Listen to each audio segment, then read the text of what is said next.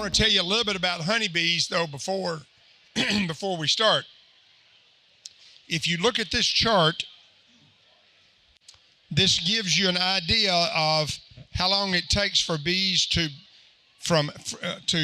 start from eggs to emerging as an adult bee or a baby bee. Anyway, the queen takes her 16 days. You can see that. The workers takes 21 days and the drones 21 days. And they're all imported in that hive, so they're a little bit different. Now, what Tammy is doing, this is a frame of honey, and she is unsealing it or uncapping it, taking the wax off of that so that we can put it in that spinner and spin the honey out.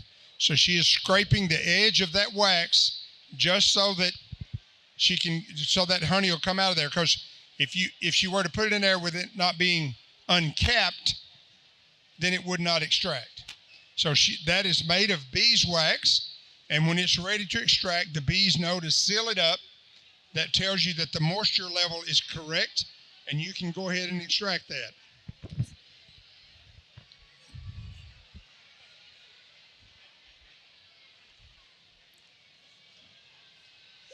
Where do the bees get the wax? The bees make the wax. They have wax gland. The young bees underneath their body, they have a wax gland, and they consume honey, and they make the wax. So it's beeswax, and beeswax is made from honey. And it takes a lot. Yeah, it takes about 8 pounds of honey to make 1 pound of wax. So they have to consume a lot of honey. Okay, she's about got one side of that trimmed off. While she's doing that, now in a beehive, in the spring and summer, they'll have anywhere from 50 to 70,000 bees in that hive. And the reason there's so many is because the worker bees are bringing in the nectar and pollen, water, all the things that the hive needs. And they don't live but about 45 days because they wear their wings out flying so much. So there's got to be a lot of bees in there for them to produce enough honey to keep them alive. Now, honeybees are the only insect that makes food that we eat. And they make excess that we take. When I was a kid, we called it we rob the bees. We don't say that nowadays. We extract, we don't rob. But anyway, we're still getting the honey, one way or the other, whatever word you want to use. The wax, we melt that down and make candles out of it a lot of times. Or you can make creams or salves and that kind of stuff with it. You could also actually melt it down and put it back on those frames and help them to have more wax in the hive if you wanted to. So there's a lot of things to do with wax. If you were to do any sewing, you could use, sometimes beeswax are used for sewing too, on the thread to make the thread easier to pass through the material. So, yeah. All right, she's got one side uncapped or unsealed. The other side she's unsealing. So you can see one side from the other how it looks. One side's unsealed, the other one is sealed. And she's going to unseal that other one. And then we're going to put it in this extractor, and it just turns it around and around, kind of like centrifugal force, and slings that honey out of that frame. Now, in the hive, you have worker bees that does all the work. They are virgin females, all the worker bees, okay? Then there's the drone, which is the male bee, and a hive will typically have 15 to 20% drones in there. And then there's one queen. She does all the laying of eggs. She directs the hive on what they need to be doing. Now, lest you think something's going on inside the hive, the queen, when a new queen emerges, she goes on a mating flight. So in the air, she mates with 15 to 20 drones. The drones die once they mate with her, and then she comes back to the hive. In a few days, she starts laying eggs. And she will lay up to 1,500 eggs a day in the spring and summer. That's per day. So she is very busy. She does not bring in nectar. She does not bring in pollen. She lays eggs and tells everybody else what to do. After all, she is the queen. I'm sorry? Oh, queens will typically live a couple of years. They don't live as much these days because we got a lot of problems, and I won't go into that. But typically a queen will live 2 to 3 years. The drones won't live but a year or just a few months, because in the wintertime, the worker bees kick the drones out, because the only thing the worker bees are going to do is eat honey in there in the wintertime. So they're saving that for themselves to live on, so they kick the drones out. But next spring, the queen will lay drone eggs, and there'll be plenty of drones in there in the spring. She lays drone eggs and worker eggs both. If she's going to lay a worker egg, she fertilizes that egg as she lays it, and it becomes a worker. If it's going to be a drone, she does not fertilize it. Okay, Tammy's got that uncapped or unsealed. She's going to put it in that spinner, and it makes a real nice sound when we're extracting this.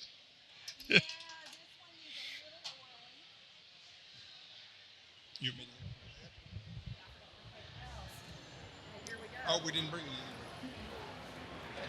Okay, now we're just spinning that, and it spins the honey out of that frame. You can come look down in here. You can look in here if you want to. If you want to come up here and look, you can. And I start slow because this thing, that frame is heavy. So I start slow, and then I'm going to flip it around to do the other side, because right now it's only doing one side. This particular type of... If you look on the sides, you can see honey splattering up against the sides wall of that spinner. Can you see it? Do you hit See the it? sides?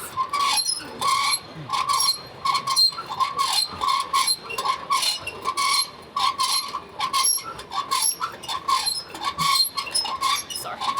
You can see. That's okay. He can look.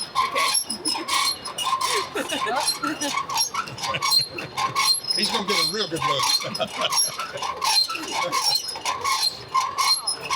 Can you see?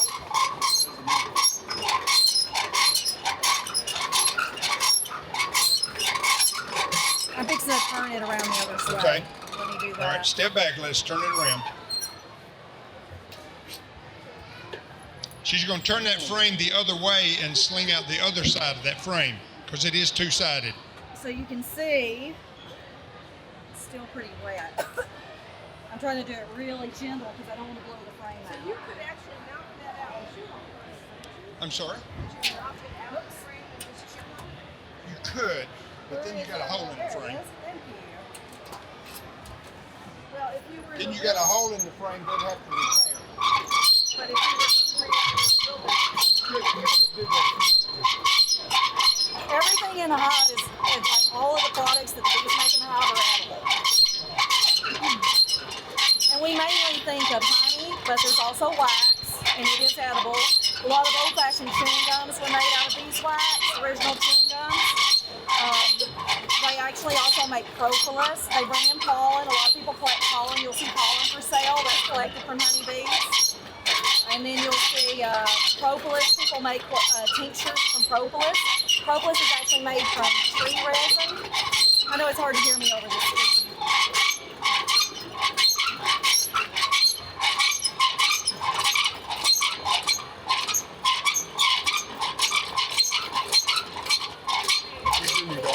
Yeah, we do. So I didn't bring tasting sticks with this one this time, but if you come back to our bee booth, I can do tastings off of this. I'll set it up so we can do tastings off of the extracted honey. Leave it sitting, thank you.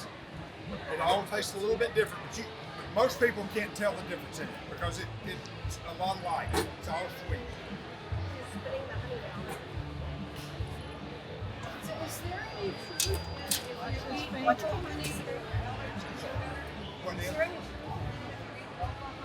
For most people, yes. Yes, for most people. It depends on what you're allergic to. If you're allergic to grass, for example, it won't happen. Because they don't get anything from grass.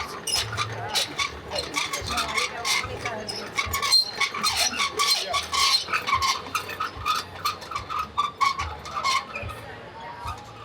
They don't do anything for grass, but If you're allergic to grass, it won't happen. They don't get anything from grass. some trees maybe. Trees, yeah. Yes, yeah. lots of Yeah. trees. And in They the work. fall, you see a lot of people are allergic to goldenrod. And if you eat honey, it's got gold on it. It should have got it. I bought my second round of orange sharks that they had them as a kid. So they did it again now, but I also get honey. That should the shots. Twice a year. Oh, what are you allergic to? Like all kinds of grass. How do you get the honey out of it? So do you see the little spout down here? Yeah. So when this has enough honey in it, we drain it. It goes through this. I've got it covered, but this is like, it's like a wire sieve. Yeah. And so it passes through that just to get the wax out of it. And then it goes into this bucket, and then we bottle it from there. You don't cook it or pasteurize it or anything? It's just No, it's raw. It's raw. So no, we don't heat. I do not heat or pasteurize. when you buy it and take it home, you refrigerate it? No, you don't have to. It's stable. Now it will crystallize under air conditioning. All honey crystallizes. Some of it crystallizes faster than others. Air conditioning is the best environment if you want your honey to crystallize. It loves to crystallize under air conditioning. That's like, it's like that. If you freeze it, it actually will stop the crystallization process. When it's crystallized, can you reverse the process? I'm sorry? Can you uncrystallize it? The only way you can uncrystallize it is to warm it. Yeah, I put it in the microwave. That's the worst thing you can do for it. Bad, bad, bad. No, anytime you heat honey over 100 degrees, you start killing the natural enzymes that are in the honey. So the more you heat it, the higher the temperature, the more you kill those beneficial enzymes that the bees actually put into the honey as they make it. So, I'm sorry? If I'm going to heat it, I watch the temperature very closely. I use a thermometer. Sometimes I have actually heated it in my oven with the light on. Like I just leave the light on in my oven and leave it sitting in my oven to keep it warm. But if you want to keep it from crystallizing, you can put it in the freezer. It will stop it from crystallizing. But it's okay to eat honey that's crystallized. You can just mix it up and eat it that way. It's a little crunchy. It's a little crunchy. Yeah. But you can eat it that way. It doesn't, and that's what whipped or creamed honey is. It's actually honey that has been crystallized and blended. But since honey is a super saturated solution, once it starts crystallizing, it will crystallize throughout the entire solution at the exact same size. So when people make it, you want to use the smallest crystallization possible so that it has a smoother feel in your mouth. It has a smoother mouth feel. The bigger the crystals, the sharper and the texture will be in your mouth. The smaller the crystals, the smoother it feels. So it's a matter of I have honey that's very fine that has a very fine crystallization. I use it as seed honey. For my other honey, if I'm going to convert that over to a whipped or creamed honey, so I do like flavored whipped honeys. So like cinnamon and honey is like the best combination ever. If you've ever had fried ice cream, a lot of times that's cinnamon and ice cream and honey. It's so good. So like that's the best marriage of flavors is honey and cinnamon. But you can, I do other flavors as well. So.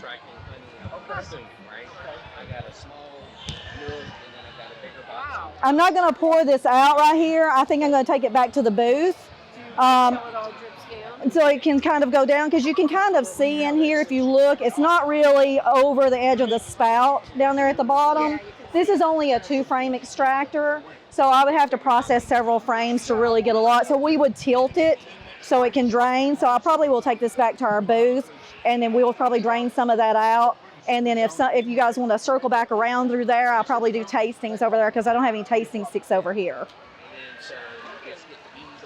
But these frames are off of my hives, and I have had some of my honey tested, and some of my honey that I've had tested actually comes back as wild persimmon honey, 65% wild persimmon honey.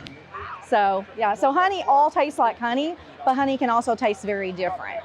So like the honey that you get at stores on the shelves, that honey has been mixed with a lot of different honeys from different seasons and maybe even from different apiaries, from different hives. So it's a blend, so you're getting a blend of a lot of different plant materials in that honey. But to make it shelf stable, a lot of times they do heat that honey at a higher temperature, so it does kind of kill those enzymes, but it also keeps it from crystallizing as quickly on the shelves, makes it more shelf stable. Because here in the US, we don't like to buy cloudy or crystallized honey. In Europe, it's more accepted to buy crystallized honey on the shelf, but we don't do it so much here. The other thing is you don't give raw honey to children 2 years of age or younger because it actually can have botulism. There can be botulism the organism in honey.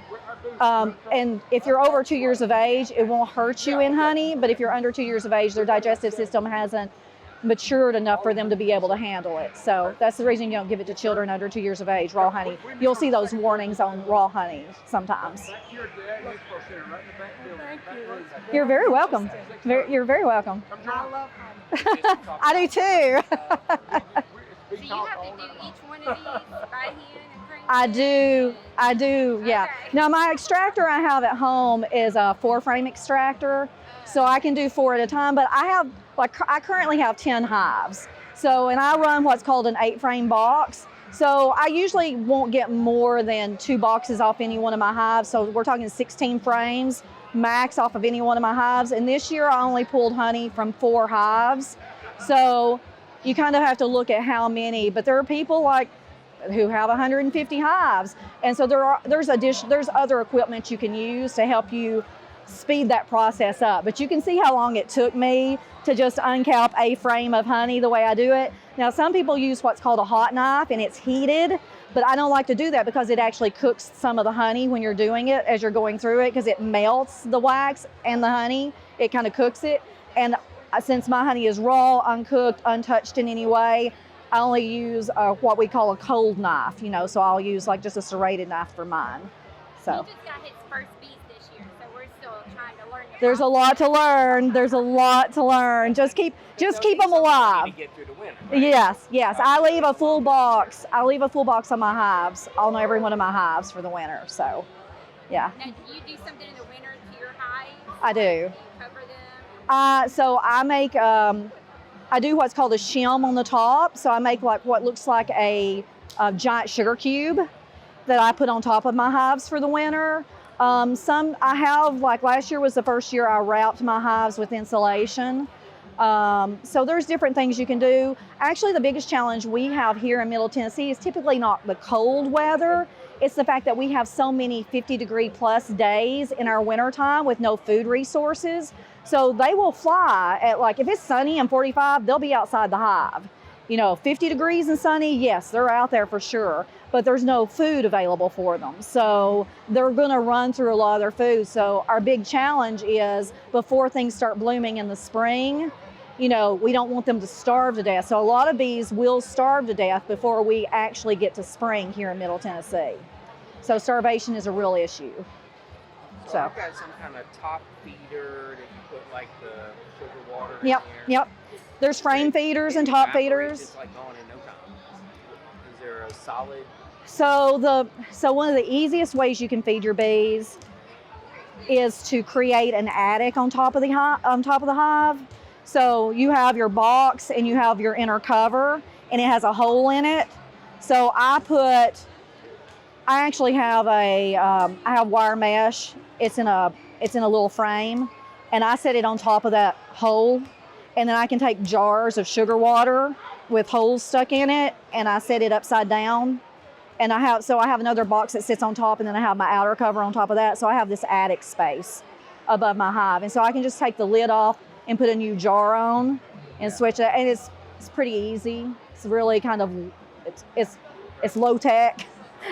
It's not super fancy, but it works fantastic, and you can do it really easy for all your hives. So that's the easiest feeding method I've come up, because I've had top feeders, I've had frame feeders. There's all these fancy things you can get, but just making an extra attic on top and putting a jar upside down on the hive works. And you can actually take inner covers and make a couple of different holes and actually build them out, especially for, use the wire mesh or wire cloth and make it especially for jars to sit right in those spots and feed them that way. Is there some solid stuff that you feed them, or it's all? So the solid food I feed them is all winter feed. There's some people do pollen patties.